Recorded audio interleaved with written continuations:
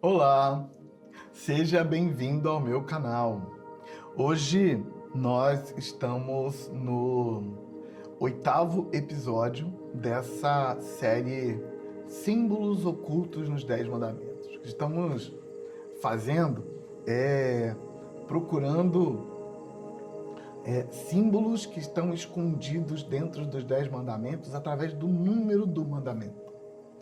E hoje, no nosso 8º episódio, nós vamos ver o 6º mandamento e o número 6. Mas eu queria chamar sua atenção, porque a gente já está no 8º episódio, então estou imaginando que você já deve ter visto os últimos 7 episódios, os episódios anteriores. Mas se não, não tem problema. Mas tem 2 mandamentos, aliás, 2 episódios, que eu quero que você dê uma olhada, ou antes ou depois desse 8º episódio, que é o episódio número 1 e o episódio número 2, onde eu faço uma introdução antes de começar a falar dos símbolos em cada mandamento, tá bom? Então, antes de você dar sequência nesse 8º episódio, ou depois, logo depois que você vê o 8º episódio, vê o episódio 1 e o episódio 2. Na verdade, minha recomendação é que você veja todos os episódios, tá bom? Mas antes da gente entrar e falar sobre o 6º mandamento, vamos orar? Senhor, Deus de Abraão, em nome de Jesus, nós clamamos por intervenção sobrenatural. Clamamos para que o Senhor manifeste o poder do sangue do Cordeiro, tanto desse lado da tela quanto do outro lado da tela. Clamamos para que esse ambiente virtual que envolve o meu ambiente, que envolve o ambiente do outro lado da tela, que envolve esse caminho entre nós, clamamos, Deus, para que esse ambiente virtual seja protegido pelo sangue de Jesus e que todo o mal seja cancelado nesse ambiente e que o Senhor tenha liberdade para trazer sobre nós a revelação da sua palavra, que o Senhor fale conosco, que o Senhor trate conosco e nos faça ir para o próximo nível, em nome de Jesus. Amém. 6º mandamento nos faz pensar no número 6. E o número 6, na cultura bíblica, é o número da sabedoria. E o número da sabedoria começa com o fato de o homem ter sido criado no 6º dia. E o homem ter essa graça da sabedoria de Deus colocado nele. A ideia sabedoria, a ideia por trás de sabedoria é sempre confundida com conhecimento e com inteligência. Conhecimento é a quantidade de informações que você acumula. Conhecimento implica que você tem muitas informações sobre muitas coisas. E sim, o conhecimento é um fator agregador da sabedoria. Conhecimento pode ser uma ferramenta muito útil para a sabedoria. Mas não, sabedoria não é conhecimento. A sabedoria também é confundida com inteligência. E inteligência, na linguagem da informática, seria um processador melhor. Pessoas inteligentes, elas são capazes de processar informações rapidamente, chegando a conclusões e transformando conhecimento em decisão mais rapidamente, mais facilmente. Mas sabedoria também não é inteligência. E sim, a inteligência é uma ferramenta poderosa na mão da sabedoria. O que então a sabedoria? A sabedoria na Bíblia ela é colocada como um dom de Deus. Inclusive Tiago, o apóstolo Tiago, na epístola de Tiago, ele diz que se alguém tem falta de sabedoria, capítulo 1 de Tiago, inclusive, se alguém tem falta de sabedoria, peça a Deus, que Deus dá sabedoria liberalmente, tranquilamente, e Ele nunca vai te jogar na cara. O que Tiago quer dizer quando ele diz que é para você pedir sabedoria com liberdade, porque Deus nunca vai te jogar na cara, é que você vai ter que bater na porta de Deus muitas vezes para pedir sabedoria. E a ideia de Tiago é que a gente vai pedir uma vez, E quando precisar pedir uma segunda vez, a gente já vai ficar meio envergonhado. Quando pedir a terceira vez, vamos ficar um pouco mais envergonhado. E aí Tiago está dizendo assim, não, pode pedir à vontade. Deus nunca vai te jogar na cara porque você pediu sabedoria mais de uma vez. A ideia é que todas as vezes que a gente precisa alcançar algo, vamos precisar de sabedoria. E Tiago está dizendo, pede para Deus. Deus vai te dar sabedoria.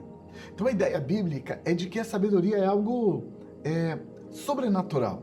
E a sabedoria é essa capacidade espiritual, sobrenatural, que é concedida ao homem para ir de onde está para onde pretende chegar, usando o melhor caminho, usando o caminho com as melhores possibilidades. Enxergar essas melhores possibilidades seria a sabedoria. Toda vez que você pensa em ir de onde está para onde quer chegar, você vai ver que tem várias possibilidades, vários caminhos possíveis. Inclusive alguns caminhos que são verdadeiros atalhos. E escolher atalhos nem sempre é ser sábio. Às vezes escolher atalho é exatamente ser insensato, tolo, inconsequente, não é ser sábio. Mas outras vezes o atalho é sabedoria, porque a sabedoria é exatamente conseguir fazer essa leitura e conseguir perceber qual é o caminho mais acertado entre aqui e lá. Quando a Bíblia fala de que sabedoria é um dom divino e que a Bíblia recomenda a gente pedir sabedoria, ela dá a entender que a sabedoria vai fazer a gente perceber coisas que são imperceptíveis. Detalhes que não foram vistos inicialmente e que vai fazer toda a diferença na conclusão final dessa avaliação geral. E essa percepção, essa capacidade é vista na Bíblia como algo sobrenatural, como intervenção divina. Por isso, o conselho bíblico para se pedir sabedoria. Aliás, um dos personagens mais conhecidos da Bíblia é o famosíssimo rei Salomão, que é conhecido não só na Bíblia, mas em muitos textos extra-bíblicos. Muita gente, no decorrer da história, escreveu sobre o famoso rei Salomão e a sua peculiar sabedoria que foi dada por Deus quando ele pediu sabedoria. Então, a sabedoria é isso, é essa capacidade. Uma das formas de a gente ver a sabedoria em ação é que a sabedoria sempre obedece aos princípios. Considerando que a sabedoria é o jeito certo de sair de onde estou e chegar aonde preciso chegar, então, entender os princípios que coordenam e que controlam os mundos é uma forma de praticar a sabedoria. Por exemplo, vamos pensar em um princípio do mundo físico conhecidíssimo, lei da gravidade. Se você conhece a lei da gravidade, você sabe que talvez o caminho mais rápido entre o prédio de 10 andares e o chão é pular. Você vai chegar rapidinho embaixo. Mas a lei da gravidade não recomenda. A lei da gravidade diz, você vai se esborrachar lá embaixo. Pegue o elevador, desça de escada, ou amarre uma corda e desça pela corda, não pula não. Mas uma pessoa que não conhece o princípio, que não entende como a lei da gravidade funciona, pode não saber disso e se jogar. Então, a sabedoria, ela entende os princípios, como os princípios funcionam e põe os princípios para trabalhar para si. A sabedoria faz isso. E aqui, uma coisa que é importante sobre os princípios e a sabedoria de usar os princípios, é que os princípios regem todos os mundos e os princípios são impessoais e universais. Como a lei da semeadura, por exemplo, que é uma lei impessoal e universal, a lei da semeadura, ela traz à tona, em forma de colheita, tudo que você planta. Tudo que você planta no mundo físico, quem planta limão, colhe limões. No mundo psicológico, quem planta rejeição, colhe rejeições. Quem planta maus tratos, colherá muitos maus tratos. Mas também no mundo espiritual. Se você se envolve com as trevas, se você planta trevas, vai colher muita treva. Se planta luz, vai colher muita luz. Então a lei da semeadura é uma lei. Ela opera em vários mundos. Mas a lei da semeadura não é alguém. Ela é alguma coisa. E entender isso é importante para você separar Deus dos princípios. Quando você planta limão, não é Deus que desce lá do céu e faz uma mágica com a varinha de condão e faz aparecer uma planta cheia de limões para te obrigar a beber do azedume que você plantou. Não é Deus que faz isso, é a lei da semeadura. Então, ela é uma lei que opera de forma impessoal e individual. O que Deus tem a ver com isso? Nada. Então, todos os princípios são alvo da sabedoria, e especialmente porque a sabedoria vai saber separar quem é Deus e o que são os princípios. As pessoas normalmente misturam muito Deus com os princípios porque a religião, no decorrer da história, precisou ligar Deus e os princípios para tentar salvar as pessoas delas mesmas. Então, na busca de convencer uma pessoa a não plantar limões, eles colocaram medo nas pessoas de Deus, dizendo: se você plantar limão, Deus vai fazer sua vida virar um azedume só. Vai ficar muito azedo para o seu lado.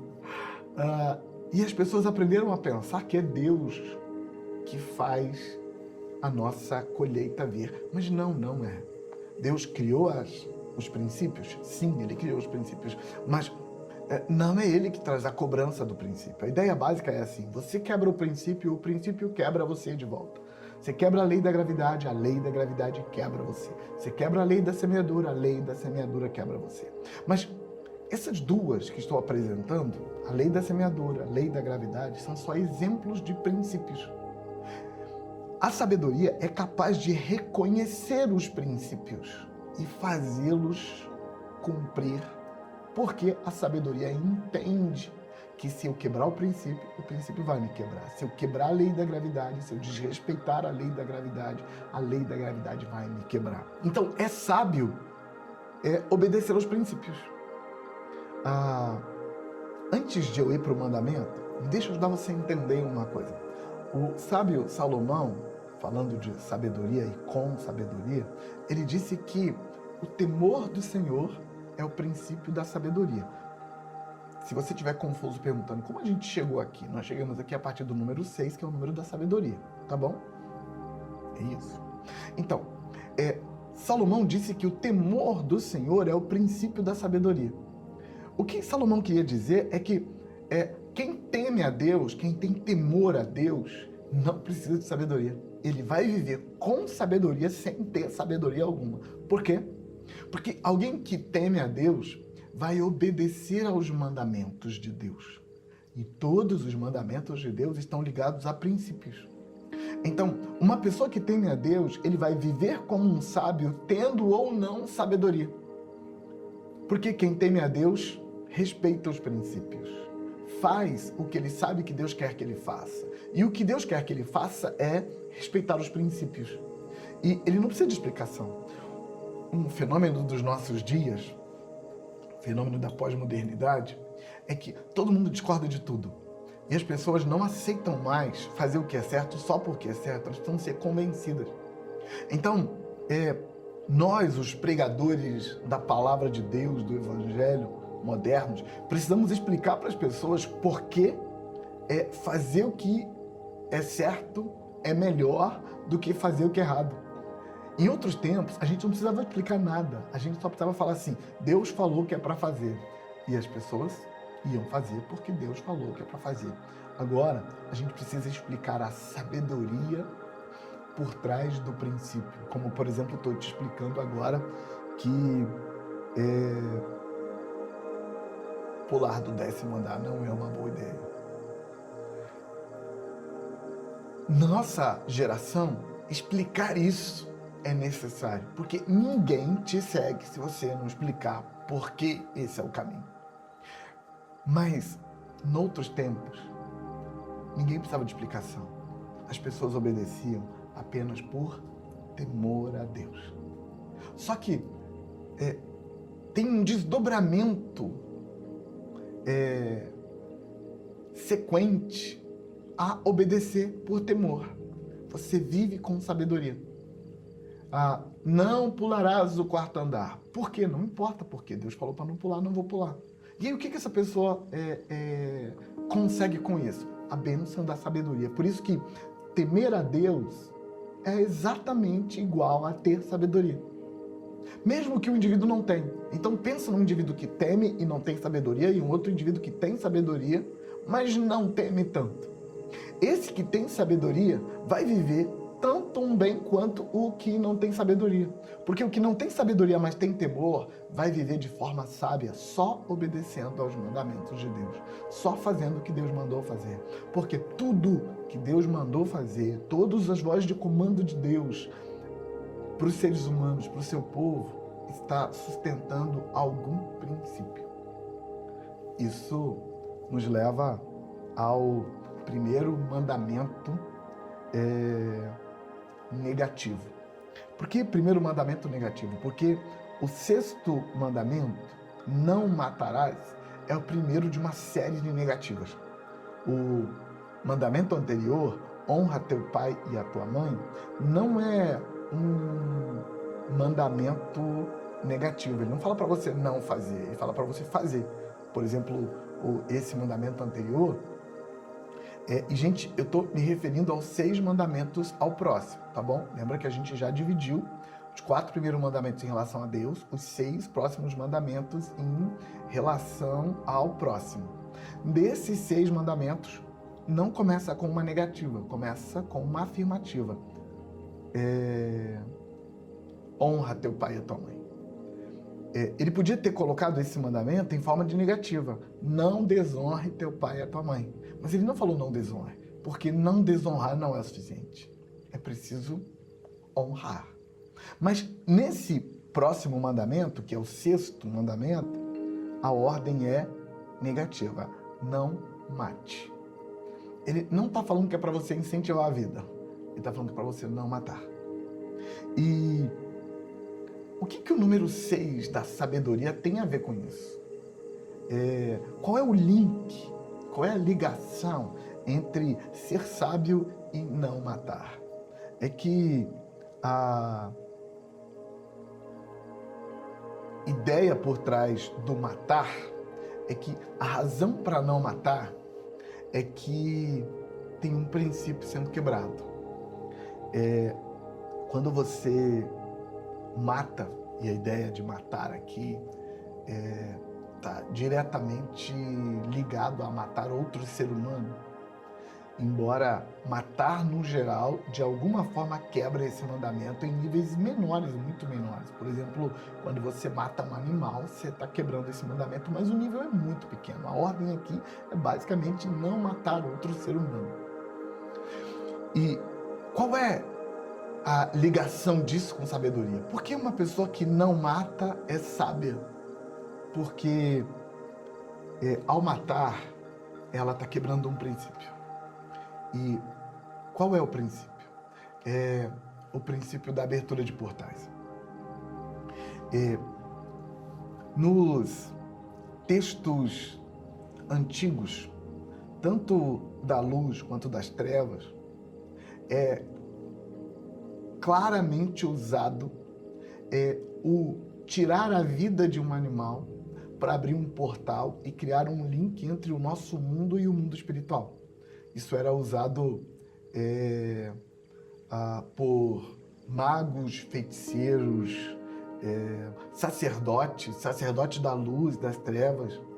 E esses homens, como Balaão, o feiticeiro, por exemplo, como os sacerdotes de Aserá, de Baal, mas também como o profeta Elias, como Abraão, Isaac, Jacó, todos eles matavam para abrir portal.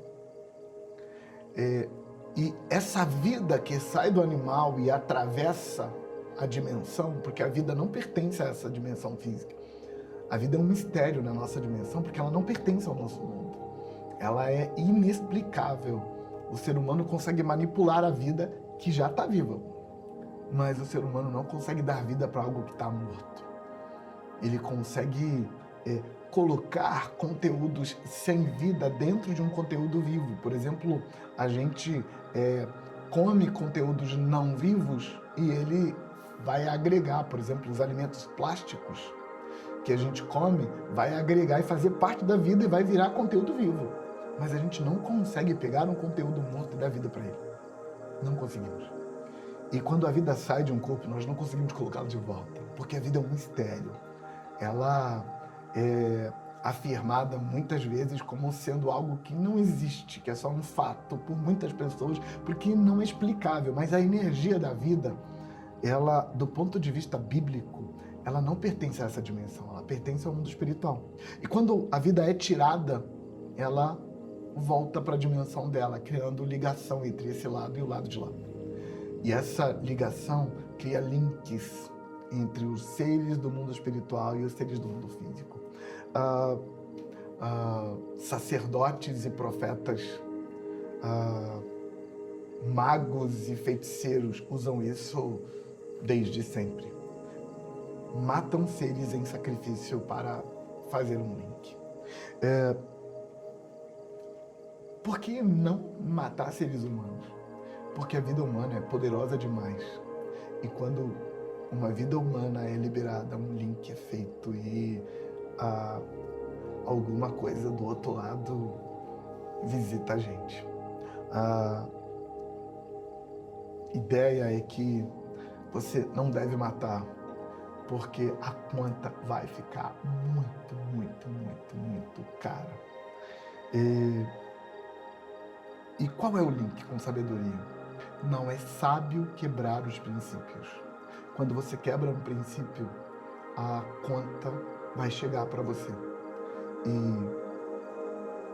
Mas tem muita gente que faz isso, muita gente que mata. Então a conta deles fica sempre muito alta, muito cara para ser paga, porque ele quebrou esse princípio, ele abriu um portal, alguma coisa do lado de lá vai visitá-lo. E vai trazer o mal sobre a vida dele. O link com o número 6, e eu quero terminar com isso, ajuda a gente a pensar que há tanto princípio que a gente quebra sem saber, por pura falta de sabedoria. Há tanta regra que o mundo espiritual, o mundo psicológico, o mundo físico, o mundo relacional impõe a nós, e a gente vive solto, sem sabedoria, sem perceber que tem princípios. E eu queria fechar te chamando para aprender a separar Deus e os princípios. Sabe, quando você quebra um princípio, é o princípio que quebra você. Não é Deus que te quebra. E por que isso é tão importante? Porque quando você lembra do número 6 e age com sabedoria, você vai olhar para o princípio que você quebrou, vai ver o mal que ele está te trazendo e não vai fugir de Deus. Deus não está de mal com você porque você quebrou o princípio. Se alguém tiver de mal com você, deve ser o princípio. Deus não mudou, Deus continua lá, ele continua sendo bom. Isso é tão importante porque você, às vezes, quebra o princípio e foge de Deus. E sabe quem é o único que pode te ajudar a resolver o problema do princípio que você quebrou? Deus. E você fugiu dele. Então, meu desafio para você, para fechar esse episódio, é um convite. Não foge de Deus não quando você quebrar princípio. Sim, é sábio não quebrar o princípio. Mas às vezes a gente não é muito sábio e a gente quebra os princípios. E quando quebrar, traz Deus para perto. Não foge de Deus não. Vai para perto de Deus, pede ajuda, pede socorro. Se arrepende, se conserta, pede intervenção divina. E Deus não vai deixar de te socorrer, de fazer intervenção, de te ajudar. Eu termino orando.